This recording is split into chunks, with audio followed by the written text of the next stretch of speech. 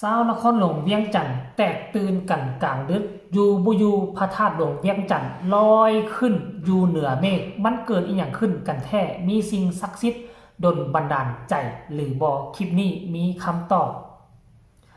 ทักทายสบายดี FC แฟนคลับทุกท่านที่เคารพและนับถือเป็นอย่างสูงมาพบมาพ้อกันคลิปนี้จะมาไขข้อข้องใจหลายคนหลายท่านก็อาจจะเห็นแล้วละเที่ยงคืนของค่ำคืนที่ผ่านมาเกิดกระแสเนาะฮือฮาเห็นพระธาตุหลวงเวียงจันทน์สูง45 เมตรลอยขึ้นเหนือพื้นดินอยู่เทิงบริเวณหอสภาแห่งชาติกลายเป็นกระแสฮือฮาหลายคนก็ย่อมือนบต่างๆนานาความจริงแล้วคลิปวิดีโอตัวนี้มันบ่แม่น AI แต่อย่างใดแต่เป็นการบินโดรนเพื่อกะเกียมเนาะฝึกซ้อมเฉลิมฉลองวันชาติลาวครบรอบ50 ปีซึ่งมีการจัดตั้งปฏิบัติฝึกซ้อมการบินโดรนมาแล้วค่ำคืนที่ผ่านมาน่าจะเป็นค่ำคืนที่3ค่ำคืนที่4นั่นแหละแล้วทุกๆค่ำคืนก็จะมีเซอร์ไพรส์มาให้พวกเขาเห็นหลายอย่างตั้งแต่เกิดมาสิ่งที่ค่อยมีก็มีสิ่งที่บ่ค่อยเห็นก็ได้เห็นเนาะในยุคปี2025ถึงว่าประเทศลาวของพวกเขาจะพัฒนาบ่เทียบทันบ่เทียบเท่ากับประเทศอื่นแต่หลายสิ่งหลายอย่างที่ประเทศอื่นมีเฮาก็มีประเทศอื่นเฮ็ดได้เฮาก็เฮ็ดได้เป็นต้นแม่นการบินโซโดรนตามที่ค่อยเบิ่งบ่แม่นว่าเป็นหมื่นลำพุ่นว่าโดรนเนาะแล้วเมื่อคืนนี้มีทั้งโซทุ่งซาดทุ่งพักบินโซธาตุหลวงแล้วก็มีโซของรูปประธานไกรสอนพรหมวิหารโอ้โหโซรูปป่าโลมอกโลมาโซสร้างเมลูกซึ่งเป็นเรื่องเล่าที่มหัศจรรย์บ่เคยเกิดขึ้นในผืนแผ่นดินลาวเฮาจักเถื่อรายละเอียดให้ทุกคนไปชมคลิปนี้และรูปภาพประกอบไปชมแล้วจึงมาพ้อกันในช่วงต่อไปชมพร้อมๆกันเลย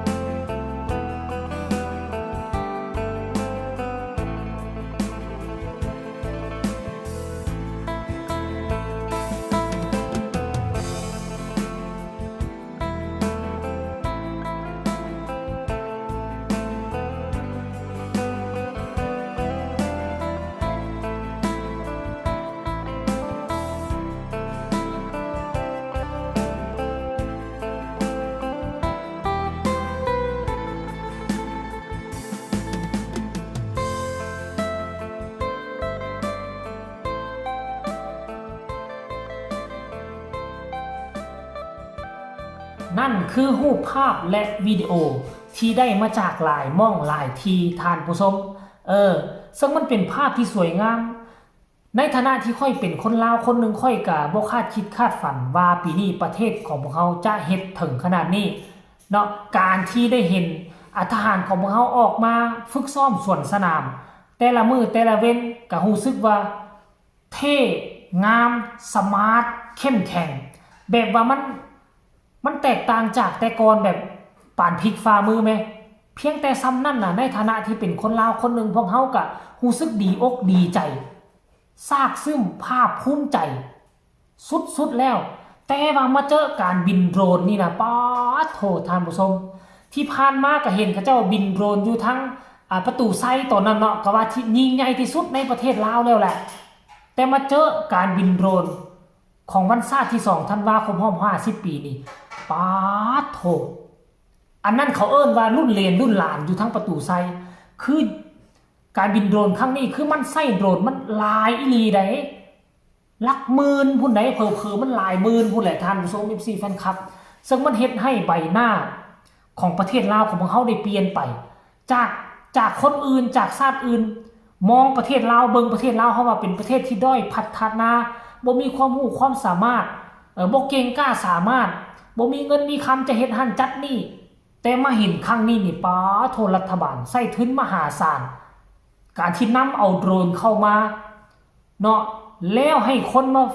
บินโดรนนี่นะมันบ่เป็นราคาน้อยๆท่านผู้ชมคันว่าจะเซอร์ไพรส์ไปกว่านั้นว่าเป็นทหารลาวว่าสิแห้งเซอร์ไพรส์กันไงแต่ค่อยคิดว่ามันน่าจะเป็นคนที่ต่างชาติเนาะถูกจ้างเขามาแสดงหรือบ่ท่านผู้ชม FC แฟนคลับพี่น้องโฮมชาติของลาวเฮาทั้งชาติเห็นคลิปนี้แล้วฝากทุกคนกดไลค์กดแชร์กดติดตามอย่างใกล้ชิดอยากจ่อมอเข้ามาแล้ววันชาติที่2ธันวาและการบินโดรนนี่ก็น่าจะบินอยู่ในวันชาติที่2ธันวานั่นบ่บินตอนเช้าน่าจะเป็น4โมง5โมงเช้าแล้วเข้าเวลา6 7โมงก็เริ่มทำพิธีสวนสนามเคารพธงชาติตามกันไปเนาะใครเห็นคลิปนี้แล้วมีความเพึงพอใจหรือบ่เพึงพอใจก็ส่งข่าวมาได้ทางใต้คอมเมนต์เนาะคันไผเพึงพอใจแล้วก็ฝากกดไลค์กดแชร์แล้วก็กดติดตามให้แน่ที่สำคัญอย่ากดข้ามโฆษณาติดตามช่องนี้เอาไว้จะบ่พลาดคลิปดีๆเรื่องราวข้อมูลข่าวสารเกี่ยวกับประเทศลาวของพวกเขาแน่นอนสำหรับคลิปนี้ขอลาทานผู้ชมไปก่อนสบายดี